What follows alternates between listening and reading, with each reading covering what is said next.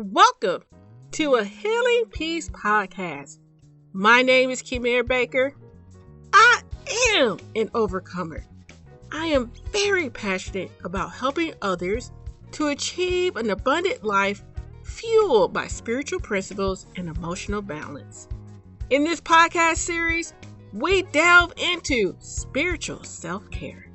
Yes, we will explore exercising our minds and bodies, but more importantly, we will discuss strengthening our inner being, embracing God's love, and being filled by the fullness of God. As you take this journey with us, we want to inspire possessing your authentic selves and happiness. Welcome back, ladies. It has been so exciting to be with you guys and to have you on this journey. As we've been learning how to stay positive, I hope you enjoyed last week's podcast where we talked about being able to say things that strengthen us. As I promised, I have a friend here today who is just going to encourage our spirits and help us to think through things that we can do in a practical way to maintain our emotional wellness during this season. Because I know it's been difficult. It's been, and we're just going to talk about it today. Beverly, welcome to the show. Well, thank you, Kamir. I love your energy. I love your enthusiasm. And who cannot walk away from a podcast where the host is so energetic and joyful? So my name is Beverly Ozanne. I like people to call me Bev because I feel like if you use Beverly, I'm in trouble. Anyhow, but I have been married to my husband, Steve, for almost 42 years. I have been walking with Jesus since I was just 2 weeks shy of the age of 19. So 45 years as a disciple of Jesus. That's amazing. And I think that one of the questions Kamir asked me to answer was, how long have I been a counselor / therapist? Professionally, I graduated with a master's degree in December of, I think it was 2009, from Southwestern Baptist Theological Seminary, where I got a dual psychology and theology master's degree in family and marriage counseling. Oh, wow. So professionally, I've been doing counseling since then, and I kind of got in the field of addiction treatment and started out working with youth first, youth and families who struggle with addiction and dual diagnosis mental health disorders. But even prior to that, I had a heart to want to be in counseling from my early years as a Christian.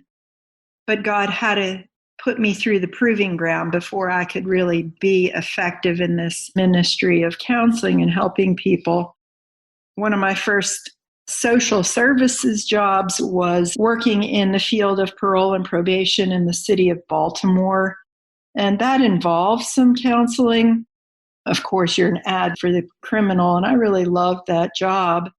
But then over the years, my husband and I have done what I would refer to as more pastoral counseling, applying the Bible to couples and marriages and families. We have facilitated things like parenting groups, dynamic marriage groups, grief and loss groups over the years. And I'm thankful that my husband encouraged me to jump out and get the master's degree.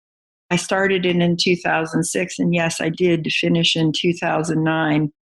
I just feel so much more equipped to be able to help people because of that. I think that it's a God-given desire to be able to be a people helper.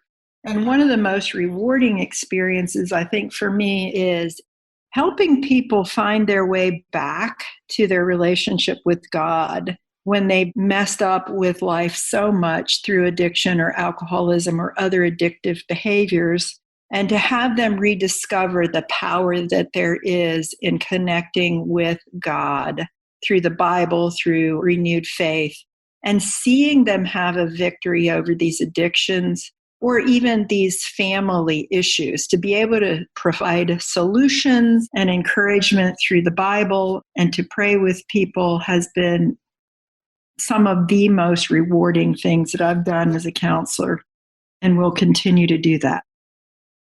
Well, I definitely appreciate you sharing that, because I am a Jesus lover, people who've been listening to me for some time. But I think one of the things that you said, which really encourages my spirit, is that you get the opportunity to see a person go through that transformation process when they're linking to God and they're allowing Him to take more guidance in their lives instead of the things that we lust after or can't help ourselves but to jump into. And so it's always exciting for me to hear other people see that connection.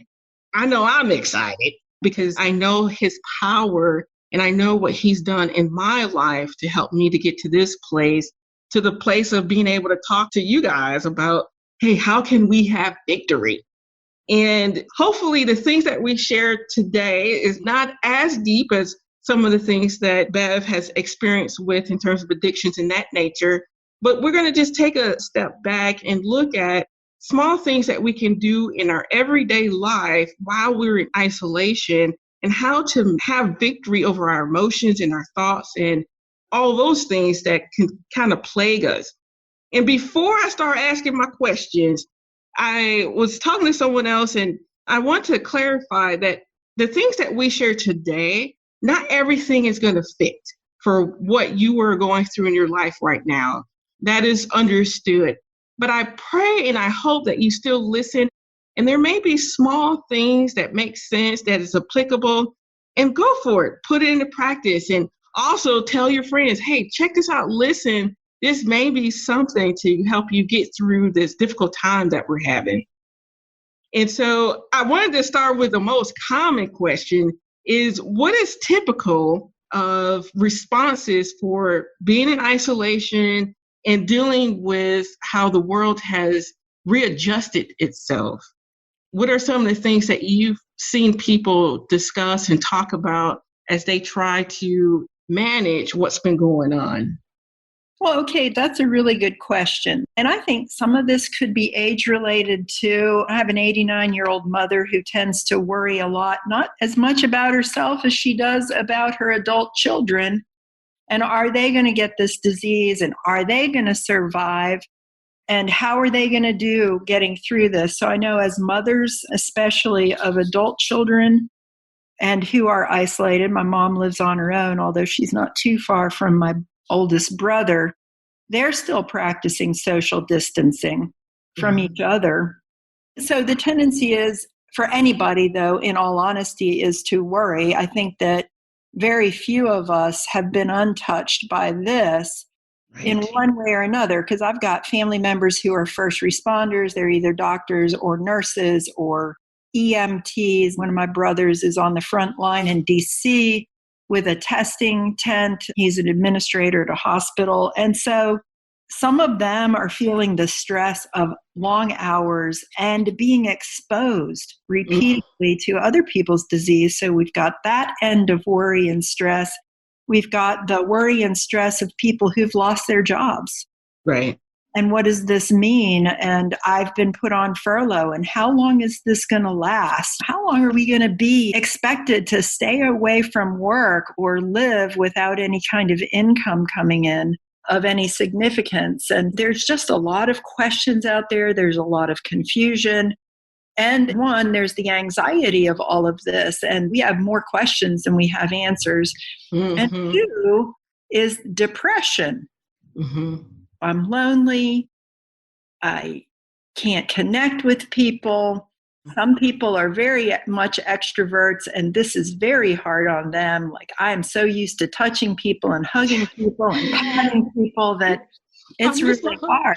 I know. You miss the hugs. So do I. Yes. Give them. I am touchy, boy. I'm a touchy person. Oh, yes, ma'am. Me too. It's interesting because you said, well, let's not put us on video while we're talking. And I'm like, whoa, I connect with people through facial expressions and body language and all that. I can hear you laughing right now. So we have audio Because even the written word, if we don't read it correctly in the manner that it was intended for us, can trigger attitudes. Well, what did they mean by that? Oh, for sure. So if we're texting people or emailing people, some of our stuff may not be well received on the opposite end because they can't read the heart where it was coming from. So I just want to remind people of that. So probably the number one or the top things that people are going through are anxiety and depression. Mm-hmm. And then I think that you mentioned it too, grief. Yeah. People are losing their jobs. Right. Or they're losing family members to this disease. They have people that are stuck in nursing homes and they're not allowed to go see them. Or people go into the hospital and we can't have the normal way of connecting by going and visiting. It's a very challenging time for everyone, I think, in one manner or another. Yeah. And all the things that you shared, I've definitely have had some experiences with it, if it's not myself or friends and family. And that's why I had wanted to take this time to kind of address those top three that you talked about, the grief, anxiety, and depression, because I know in general, it's a battle to maintain your emotions in the way that you think. But now in these extraneous circumstances, it's like it's heightened and it's like, oh, times 1,000. And so I wanted to give our audience an opportunity to kind of take a step back and first know that you're normal in terms of how you respond to these things, and to not feel like, oh, I should be better, I shouldn't have these thoughts. And it's like, because of the depth and the magnitude of what we're experiencing, they're going to be there. Yep. They're just going to be there. But what we want to try to accomplish is to not allow those fears, those thoughts to suffocate you from living your everyday life. Yeah. And that's why we're here. We're going to talk about that. Well, yep, we need to talk about it. All right. We do. Let's go with the grief perspective. I remember I was having this conversation with a friend of mine, and I was saying, because of losing jobs and losing your way of life, that's a form of grief. Absolutely. And the person responded, well, how is that grief? So I figured that would be the first good question to ask you. Can you describe what is grief? Yes. Thank you for asking that question, because honestly, we're all experiencing moderate to high levels of stress and loss. And I would call this time very traumatizing for many people. And a lot of people think, oh, well, post-traumatic stress, and we're not even going to call it a disorder right now. And we're not even past, we're in the midst of some stressful situations. And Alan Wolfelt, who's a grief expert in Colorado, has called or referred to post-traumatic stress as traumatic grief. Traumatic grief and loss. These things are coming out of the blue, blindsiding us. We're being knocked upside the head. Some of us have lost family members and so forth. So traumatic grief, and it's a time of confusion. Elizabeth Kubler-Ross described grief with 5 different stages. These are not stages like sending a rocket up into space. Stage 1 drops off, never to be seen again. No, that's a good one.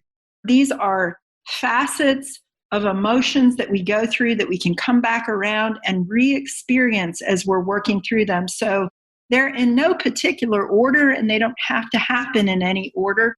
But I'll start with the way she typically does. And the first one is denial. That's like shock or numbness. How can this be happening?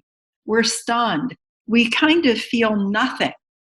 But this shock, this almost frozen feeling, and I think you described a friend feeling paralyzed the day she found that she was laid off. Who could have expected this? And so we can be stuck in that too. Like, I don't know what to feel. I can't cry. I can't think. I'm just shocked. How could this have happened to me? How could this have happened to a family member or whatever?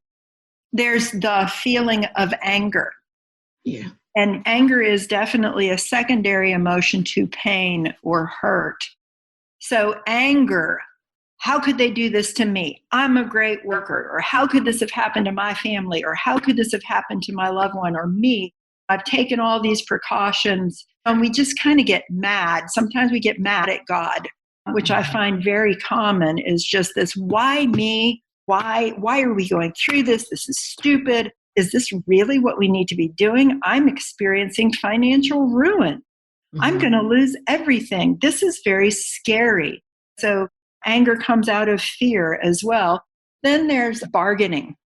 The bargaining stage often is this, I'm replaying and replaying and replaying over and over again events that happened, and how could the confusion of, and trying to work through, how could this have happened and who's to blame? And that's kind of where we ruminate, or we replay these things, kind of reliving them over and over in our head, trying to sort out the reason behind things that have happened, And then there's depression, this feeling of hopelessness and helplessness and worthlessness that come along with the trauma in our lives. And that all gets mixed together. We can come back around each one of those, but working through that, the whole point of grief is you can't avoid it. You have to work through it. And the goal is to get to a point of acceptance. This is my new normal. I can be happy again. I'm going to be okay. And so those are the classic Elizabeth Kubler-Ross stages of grief that people experience. And part of my story is when I was 25, I gave birth to a child, a healthy baby girl named Charlotte. And Charlotte lived for about 7 weeks, and then she died of sudden infant death syndrome. Oh, wow. So definitely a traumatic grief event. And it was a journey to work through all of that. So one of the things that I did was I made sure that I talked about it, but it really was something I didn't even know help was out there for grief. And I got caught up in the shock and the numbness, feeling like, oh, we're doing fine. We're okay. So I didn't seek help. And we went on ahead and tried to have another child. And really, I wasn't emotionally prepared for that. And I don't think my body was either. So we went on and we had a son who was born premature at 32 weeks gestationally, and he didn't make it either. He lived about 3 weeks in the NICU. And so I developed post-traumatic stress, and I'm going to call it post-traumatic stress injury. Psychologists and psychiatrists are changing the way we call that, because with PTSD, it's not what's wrong with you, it's what happened to you that is prompting this traumatic grief that we experience, even in events like this COVID virus thing, because we feel that we thought we had control over the world and now we don't. And what's going to happen? And is everybody going to die that I care about? And so for me, how I worked through this grief and loss, I mean, I was afraid a few things. One, what if I never get to be a mom? And I remember turning to my relationship with God, and as I was putting my daughter's things up in the closet, asking that question, and the small, still voice, I believe, of the Holy Spirit came back to me. Even if you never get to be a mom, have plenty of important things to do with your life that will have meaning. And being a mom was something that my identity was wrapped up in too. And then I also remember thinking, well, God, what if everybody I care about dies? I don't know if I can handle this pain and this loss. And then I was reminded that, you know what? God is never going to leave me, and he's never going to forsake me. He'll always be there for me. So even if people that I love and care about have to move on to the next spiritual realm, to heaven, I still have my relationship with God, and nobody can take that from me. And that gave me a great sense of peace. But combined with that too, I was reminded when we went to a church service, our daughter died on a Sunday morning, and we were able to get to church, and the pastor quoted from Job 13, I believe the verse is 17, though he slay me, yet will I trust in him. And when I heard that, I thought, you know what? I have to trust in God. Where else am I going to go? And that was a decision that I made. Another thing that was helpful to me is when we got home from the hospital the day our daughter died, I looked at my husband and I said, "What are we going to do now?" And he said, "Well, I think we need to pray." And so we got down on our knees and he prayed and then I prayed. And what came to me was a scripture, Romans 8:28, that says, "All things work together for good for those who love the Lord and are called according to his purpose." And part of my prayer was, "God, our daughter dying is not good. Please help me see good things come from it." And I think that looking for the good and having that mindset for me was really helpful through all the blur and the shock and the numbness of having that help me see good come from the bad things that happen in life. And that really has been something for me moving forward from that time, is really looking for good. Over the years, studying out and trying to figure out how am I going to manage my flashbacks, my panic attacks, my nightmares. Yes. One, I went to a grief group for parents who had lost children. And please, there are many grief groups out there that we can go to. And that was one of the most helpful things I did, as I heard other people sharing a common set of emotions. I remember having this sort of sigh of relief. Oh, Right. this is normal. Yeah. This is normal, what I'm going through, because I really thought I was losing my mind. And then to hear other families talking about a shared experience and how they were working through it, and some of them were ahead of me in the process, ahead of my husband, it was just like, oh, there are answers. Help is out there. Thank you, God. So connecting with other people, even if it's just through Zoom or some other FaceTime or some other platform where we can see each other and hear each other, or standing 10 feet away or 6 feet away from a friend and having a conversation, even though you can't touch. But being in proximity to each other is really key. I think we need each other. People have been so helpful over the years, and talking about what I feel and having other people say, "Me too," and this is what helped me, has been probably one of the greatest helps there. I could go on and on about things that helped me. I think about Philippians chapter 4, which became a touchstone for me in dealing with panic attacks. Philippians chapter 4 talks about rejoicing in the Lord always. I will say it again, rejoice. Remember, God is near. Therefore, do not be anxious about anything, but in everything through prayer and petition with thanksgiving, make your requests known to God. And the God of peace, which transcends all understanding, will guard your hearts and your minds in Christ. Therefore, think about these things. Whatever is pure, whatever is lovely, whatever is noble, whatever is admirable, whatever is praiseworthy, think about these things. When I read that in context with my loss and my panic attacks, one of the things that first caught my attention was, hey, don't worry is a command. So it's possible to not worry. And that's exciting. So, okay, Paul, how do I do that? So he says, do not worry, but pray with thanksgiving and make your requests known to God, and the peace will follow. So I thought, okay, I came up with a mantra. You know how they had this stop, drop, and roll when you catch fire? Well, I was like, okay, I'm going to catch the fire of anxiety because I could bring on a panic attack by having one. So I came up with this mantra, stop, drop, and pray with thanksgiving. And it was a shift away from focusing on the things that were triggering the panic to, well, what do I need to think about? The very essential thing is I've got a lot to be grateful for. And that's where I wanted to go. And it was revolutionary for me when I would begin to feel a panic attack come on. It was my stimulus to stop and drop and pray with thanksgiving and get my mind on what I needed to, because I couldn't control the things that I was worried about. Nobody controls who lives or dies.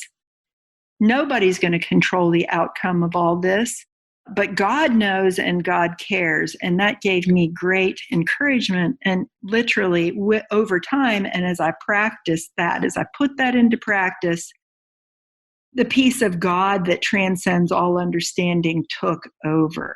And in psychology, we talk about cognitive behavioral therapy. We talk about cognitive distortions and cognitive restructuring. And those are all fancy terms for mind change. And Romans 12 talks about how we can be transformed by the renewing of our mind. So if we get stuck in some of these facets of grief, for me, that replaying and replaying and replaying of these awful events produced more and more panic. And once I realized that me going back and thinking through everything and replaying it was, to quote someone I read way back when, an exercise in futility. Sure. Because none of it was ever going to bring my daughter back to me. So what did I need to think about? So I think about if I lost my job, or if my spouse lost a job and we're not going to have that income, I need to get busy and think about, how can I get through this? How can we get through this? What do we need to do to get help? Because help is out there. And just even talking it through with other people, I think it's amazing how when you share this hurt and this concern that we're going through right now with others, sometimes they have some ideas that you didn't know about. And I think that's been my experience. I love group therapy, self-help groups, because that shared time, there are people going through the same things that may just be ahead of you that have such wisdom with, okay, here's some action items, some things we can think about that are going to be helpful. Like Philippians 4:8 says, think about these things instead of those. That's cognitive restructuring, by the way. Instead of thinking about what's ailing you or what's hurting you or what's concerning you, what can I think instead? And even having some answers to the questions are very helpful when we go through grief and loss, and normalizing that too. You're not crazy. This is very normal, the feelings that we have, but we just have to work through them. Sure. So I guess I'll take a breath there. I was like, oh, she said a lot. And I was taking notes as you were speaking, because just to try to highlight some of the major points that you brought through what you were sharing. And the top things that I wrote down was conversations, being able to figure out a way to connect and share your experiences. And by doing that, also having others share their experiences, you get to see that you're not alone. And I think that's very important. The other thing that you talked about, which I think is instrumental, is that you, in dealing with your loss, you had to wrestle with God. Yes. It wasn't something where it was like, oh God, I believe you today. And okay, thank you. But I appreciate what you shared, because you see the evolution of keep going back. You got to keep going back. You got to keep going back and keep laying these things at his feet and keep reinforcing his truth to get you to that place of wholeness. So I appreciate you sharing that as well. And also too, because I'm seeing that we're running out of time, and what I would like to kind of focus a little bit more, if you come back, please come back, is talking through some basic things. You started that, but I want to flesh it out a little bit more of that cognitive behavior restructuring, that mind change, and flush through a little bit more of those practicals that you were giving us, because I know that it's difficult to do it every day sometimes. Yes. Be able to come up with some practical things that we can do so that we feel like we're being successful and this period is not suffocating us. So within that, would you please come back? Oh, sure. Okay, great. So for those who are listening, please come back next week and we'll hear more from Bev in terms of how to get to that place of mind change and shifting. So come back next week. We're going to have a great time.